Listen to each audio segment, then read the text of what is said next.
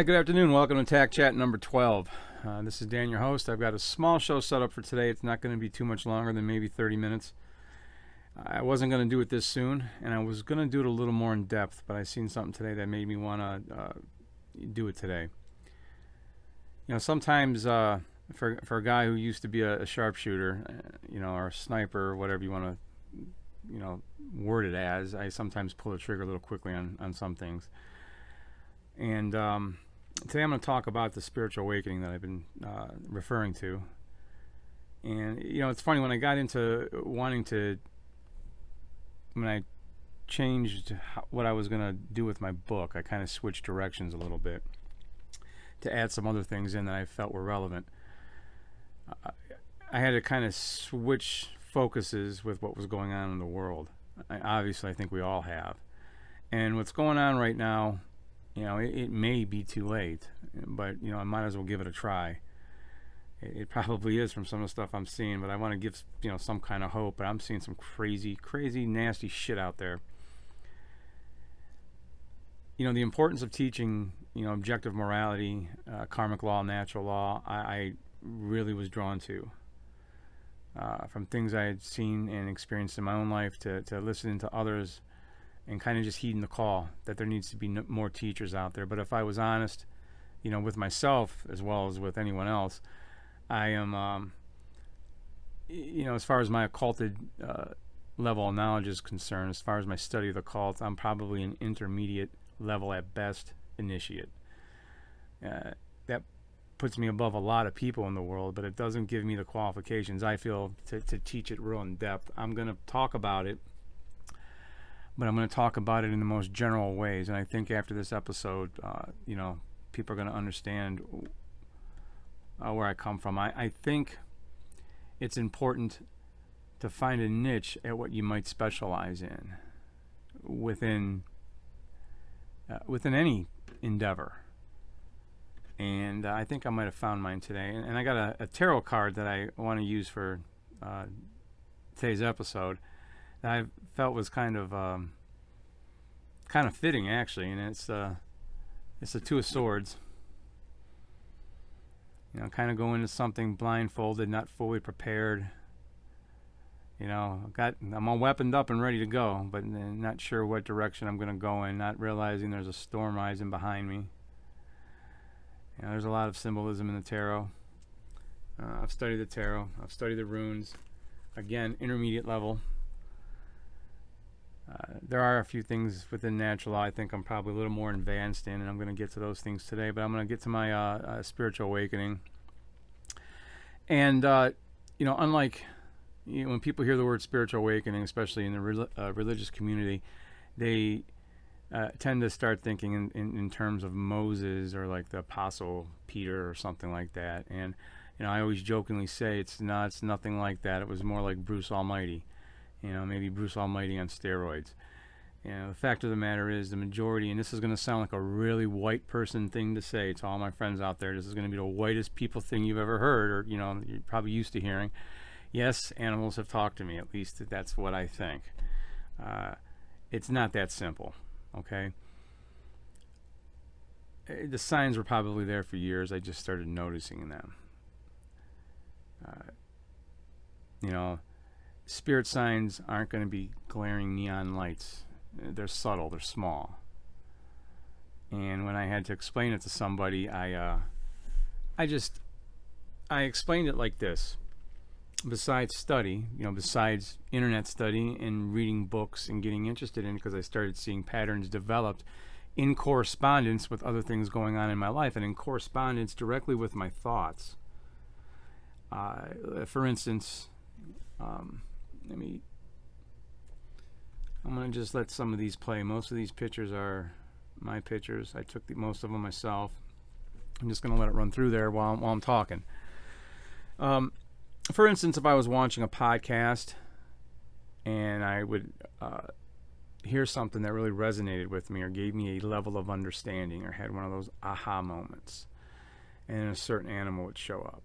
Or if I had a certain emotion or contemplation from a podcast or from reading a book. Okay, it happened a lot when reading, where you really sit there to reflect on something.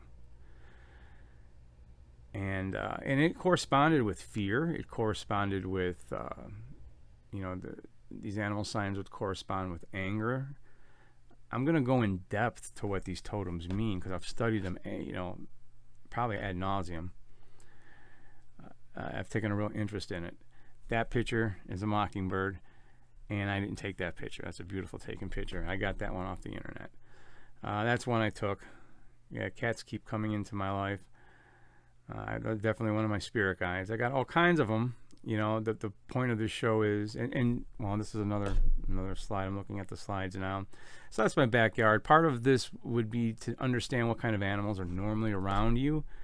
Because if it's a common animal, it might not mean as much if it's an animal that's not common to your area. I'm going to get more in depth about that type of stuff. But again, getting back to explaining, some of the animal signs that I had during this, awakening, were in correspondence to behaviors that I'll get into later on in my book that's going to be coming out. And the best way that I was able to explain it was, if you get certain animals showing up with certain thoughts, in correspondence to certain thoughts, certain emotions, contemplations, aha moments, if you pay attention to that, they have a message to give you. Okay? Animals are our friends. They're symbiont with us in our entire, throughout our entire history. And this is one of the reasons why I actually turned into a vegetarian. And it was a slower process. It probably took me almost 2 years to do completely. I went back for a little bit, and I went on the keto diet, of all things, and I got off beef right away, but then I wanted to drop weight. I wanted to get on the keto diet for a little bit for medical reasons. I was like 65, 70 pounds heavier than I am now. And so I went back to meat for a little bit and actually got sick because I'd been off of it for a little bit. I was eating like 2 or 3 sausage patties a day, a couple protein shakes a day just to get the keto going. Got off that, and I'll talk about diet and stuff later on in the show. But went back to vegetables, and you'd be surprised on what you can do in getting fat with avocados, actually. So I went back to when I say vegetarian, I mean vegetarian, not full vegan. I'm still animal byproducts that don't kill the animal. I don't have a problem with as of right now. That's like maybe their gift to us. I don't know. Yeah, everyone's got their own thing. But I've seen some really, really, really bad, nasty stuff today. And again, when you get that hive mind mentality, the mob mentality, group violence mentality, it takes on a life of its own. And I'm seeing really really inhuman things. Like, I'm going to get to a video I seen that disturbed me. And, I don't know the evil that is taken over the darkness of souls of men, but I pray that it, lifts. I pray that it lifts. Yeah, I don't know. There's some crazy shit, man. Crazy stuff. And I've seen violence, but some of the stuff that I'm seeing out there now is just ridiculous. Especially towards animals for no reason, When I was going through all these, I've been going through the spiritual awakening for 2 or 3 years, and it's kind of crazy. I started talking to my wife, and I was trying to explain it to her, and she gets it, because she has to live with me. And I told her, I feel like a combination of Conan the Retarded Barbarian and Bran the Raven from Game of Thrones. Yeah, it's like a good mixture right there. Because of the animal totems, animal signs I was seeing, the spiritual things I was experiencing, I felt like Conan the Retarded Barbarian amalgamated together with Bran the Raven from the Game of Thrones. That was the best way to put it. And she looked at me, she's like, "You're stupid," and walks away and laughs and whatever. We're seeing really, really bad stuff in the world. Really, really bad stuff in the world. I'm going to play a video, and I'm going to warn you ahead of time. This video isn't really for the faint of heart. It's very nasty. It's very nasty. I'm going to switch over real quick.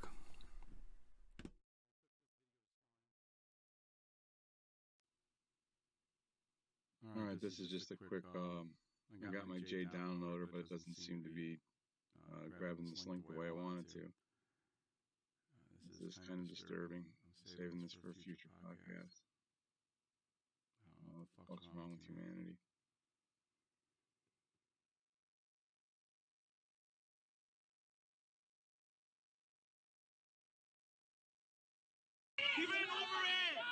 Yo!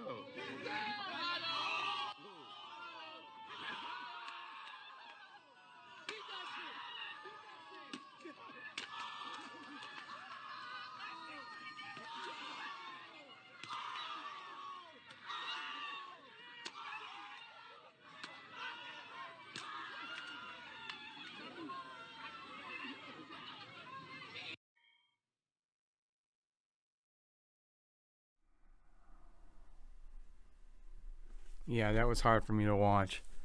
You know, fucking. Yeah, I don't know where humanity's going with stupid shit like that. What did that accomplish? What the fuck did that accomplish? What did you prove? What the fuck did you prove? So, yeah, this is definitely going to be a short episode. It's funny because there are two things. Again, getting back to this tarot card that came to my mind. There's two things that I know I'm good at. I was a use of force instructor and a defensive tactics instructor, and I've been involved in a lot of violent things in my life. And there's one thing that I know true anarchism and karmic law have, and that's the non-aggression principle. That is not to get violent or to initiate violence against any sentient creature. Any. And the other sacred principle is that of self-defense. That's what I'm good at. And those are the things I'm going to concentrate on. And I think in this day and time, knowing self-defense, being able to defend yourself properly, being able to also de-escalate somebody, but understanding when it's time to go ahead and defend yourself and defend others, to defend others. That was real brave. Real brave. And that accomplished what? What the fuck did that accomplish? You know, when I start thinking about a month ago or so, I was at the range. And it had been the first time I had been training people in a while. And it was funny because I got something to show here. This is a toy gun.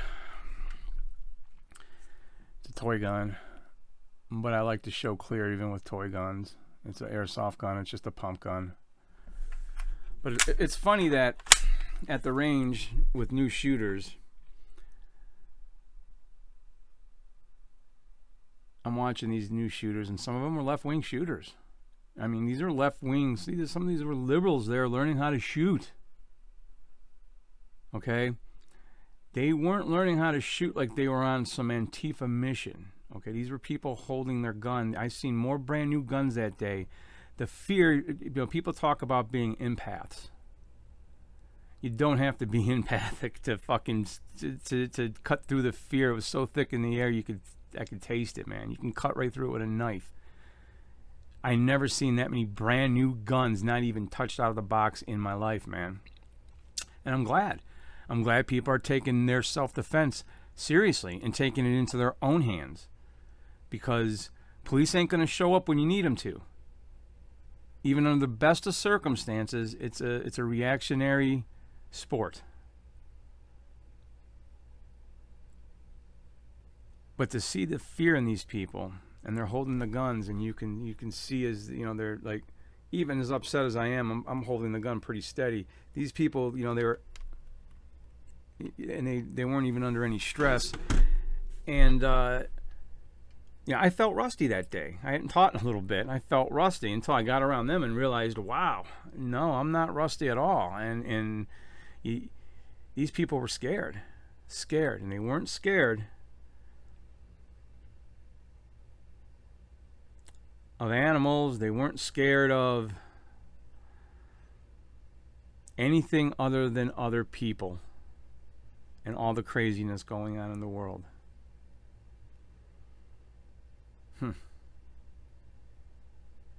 And I couldn't help but think to myself that saying, or that thing from the 13th, that from the 13th Warrior, you know, where Eben said, you know, I am no warrior.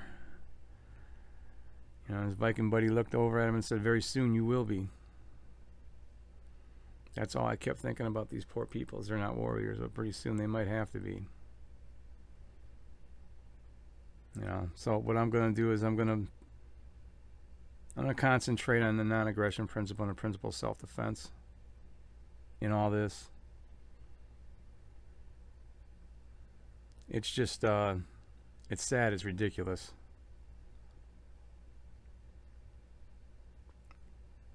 If we can't lift if the evil that has darkened the souls of man cannot be lifted, then trash like that needs to get put down. And that type of animalistic behavior, they'll do that to anybody. It doesn't have to be an animal, it'll be a human. It's not right to hurt sentient creatures, human, animals, anything. What the fuck did that prove? What the fuck did that prove, man? So here, let me tell you what you just did. If anyone sees this. Thank you for the fucking cosmic culpability and karma you're giving humanity. You want to free yourself? You're not going to free yourself or undo the chains that bind you by creating the kind of natural law, consequential effects, and karmic consequences that kind of fucking thing does to you. Every one of you fucks there, especially the one with the bat. Good luck. Good luck, bro. I understand karmic law that much. Good luck. Fucking fool. I pray for all of us in these times to come, man. I don't know if this was a very enlightened tack chat or this was me just, venting. But I just want to put out there that I understand what I need to do and the direction I need to go in with certain things. And if I crossed any boundaries for anybody, especially other people in this line of, in this self line of work that people are volunteering their time to do, I want to apologize. This is fucking crazy. This is completely insane, man. And this is what I feel like my dharma is, my karma. This is what I'm being called to do right now. I don't want to fucking do it. All I want to do is jujitsu and go back to sleep. I don't want to be awake. But I am. And fuck cowards like that.